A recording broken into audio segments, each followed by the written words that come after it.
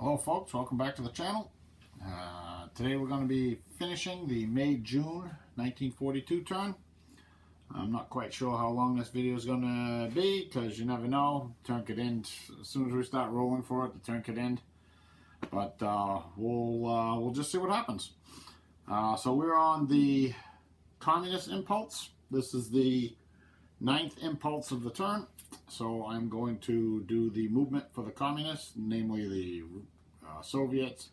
I don't think the Communist Chinese got much to do over there after their successful attack, but I'll take a look at that as well. And when I come back, we'll see what we'll either do a review of what the Soviets did, or any attacks they may have had, and so I'll be back in a second.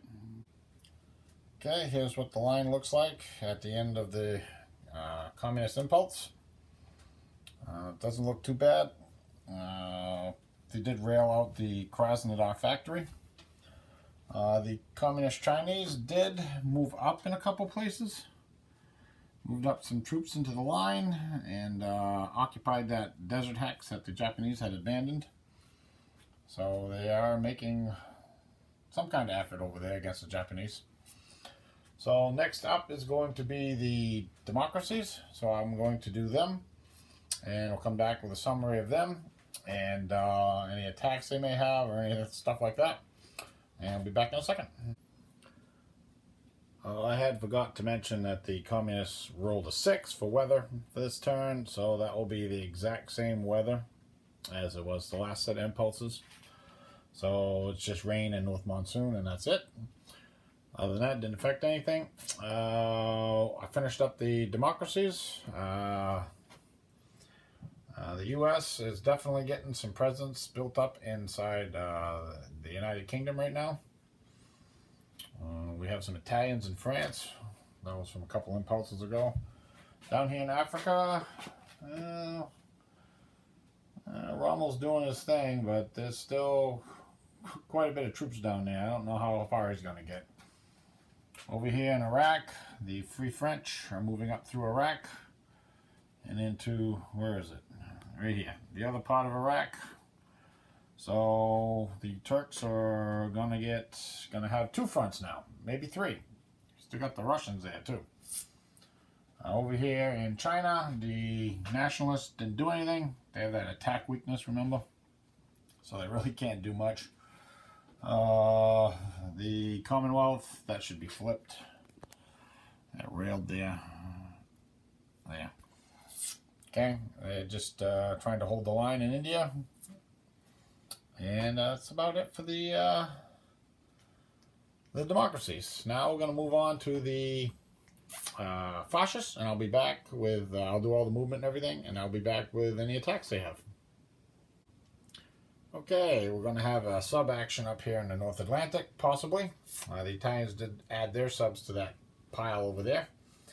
Down here in the Mediterranean, however, the Italians are all flipped over from a previous impulse, so they'll be doing nothing. Over here in Asia, the Japanese in the North Monsoon Zone, it's rain, so they really didn't do too much. Down here in Indonesia, or Dutch East Indies, they just moved a couple units from Singapore through the Straits over to Sumatra.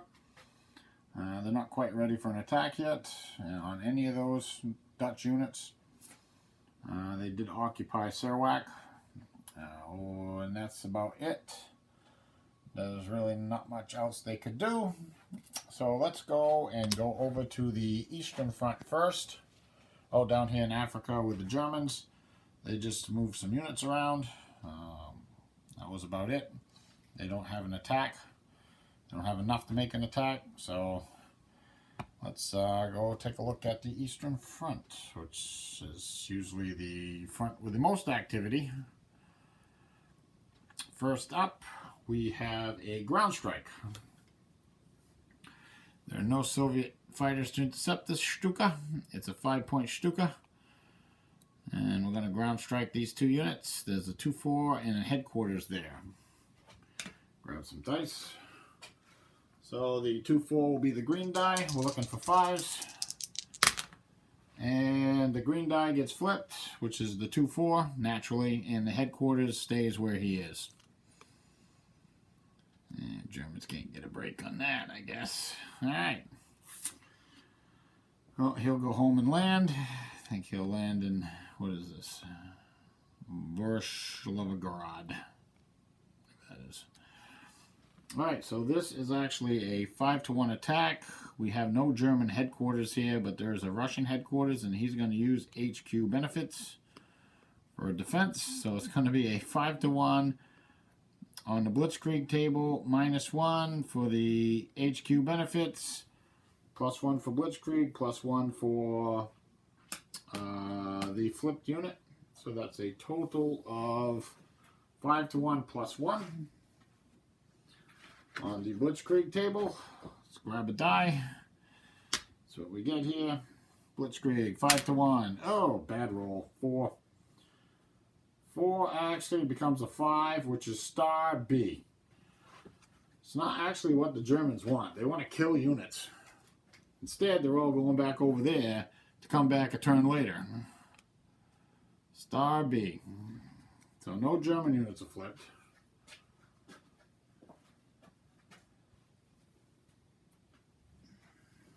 But that will create a breakthrough, and that's another resource the Russians just lost. So we will send the Panzer Division, which is, I think we're getting out of...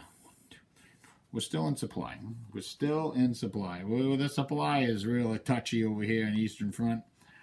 Even in clear weather, for crying out loud. Okay, now let's go down to this one. We have a 6-to-1 here, and that's on the Blitzkrieg table. I'll roll a die for that. 6-to-1, Blitzkrieg. And another stellar roll. 6, that's a 4. That's star 1B. So that does kill the unit. And can occupy the hex, which we will with this infantry. Alright, we'll move up the line. We have an attack here, it's 10-to-1. Oops. It's that flipped 1-3 that the Russians had here. Not a big deal, he's gone. And I think we'll occupy the hex. And then we have another 6-to-1 attack up here. This also is on the Blitzkrieg table. So we'll roll that. And that's a 3. Jeez Christ. Which becomes a 4. Let me check that real quick.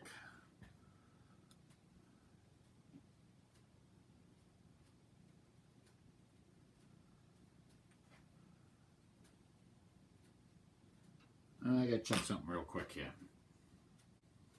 Okay, so that is correct. 6-to-1. Oh, I think it was here. So that militia dies. He's probably going to come back next turn. And then they get to occupy the hex.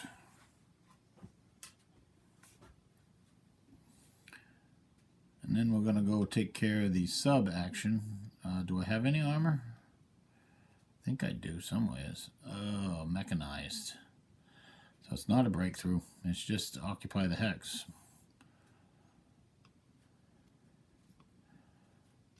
Alright, that's that. So that's the Eastern Front. Alright, we're going to flip over to the North Atlantic and see what's going to happen over there. Let's roll search dice. See if anything actually happens. A 6 and a 9 is going to be a big 0. So that's going to do it for the fascist impulse. We're going to move back to the Soviets. Be back in a second with the weather roll. Whoops, I forgot one thing almost. Roll to end the turn. This could be a 1. Who knows? No, we got a 5. All right, back in a second with the weather roll. All right, it's an unmodified weather roll. And the Soviets rolled a 1, which is going to be snow in the Arctic, storm, rain, storm, whatever. There's a +2 to the next weather roll, and the impulse marker will now move up 2.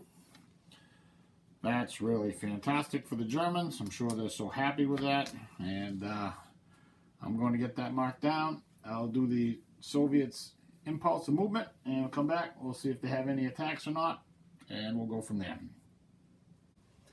Okay, I finished up the Soviet impulse, and we do have a little gap right in our line right here next to Voronezh, but really can't do anything about that. And anyways, the German units are actually, they're out of supply, so I don't have to worry about it too much. Up here, are they out of supply? 1, 2, 3. Yes, they are out of supply, because that's storm in the north, north temperate. I managed to get retreat a little bit and straighten my line out, so it's not too bad. We just need to get through this turn, I think, and if we can survive this turn, then we'll be in much better shape. I think that's about it for the communists. Last thing they're going to do is roll to see if they end the impulse. And we rolled a 2. Oh, it was so close. We needed a 1, but we didn't quite get it. So we will move on to the democracies. I'll come back with a review of them and their role to end the impulse as well. Okay, I finished up with the democracies. They basically moved some units down here in Africa. And it's rain down here in the desert in the Mediterranean. And the Free French are staging in Iraq. And that was about it for them. I really couldn't have much else to do. So they're going to roll to see if they end the impulse. They need a 2. And they rolled a 10. So we'll move on to the fascists. I don't expect much from them. Basically, the weather has pretty much shut down everything. Only thing the fascists did in Russia was straighten their line out. And that was about all they did. There's too many units that are just going to flip over if they move too far. So they didn't really do too much. There are no attacks, obviously. The only thing they really got going on here is they have the possibility of a U-boat action. A 10 and a 1. Okay, well, the Commonwealth definitely found the U-boats, but they only found them with their 2 ships. They have enough surprise points. They can just avoid combat. So that's what they're going to do. They're more than happy to do that. Just ignore those U-boats. Why bother if you don't have to? And the last thing the fascists are going to do is roll to see if they end the impulse. We are at impulse 16. This will be a 3. And a 5 doesn't do it. We will roll weather. Let's roll the soul. We'll do that right now. A 10 plus 2 is 12. That's going to be fair weather everywhere as the impulse marker moves up 1. And no modifier to next turn's weather roll. So we'll get rid of all that. And I will come back shortly with a summary of what the Soviets did.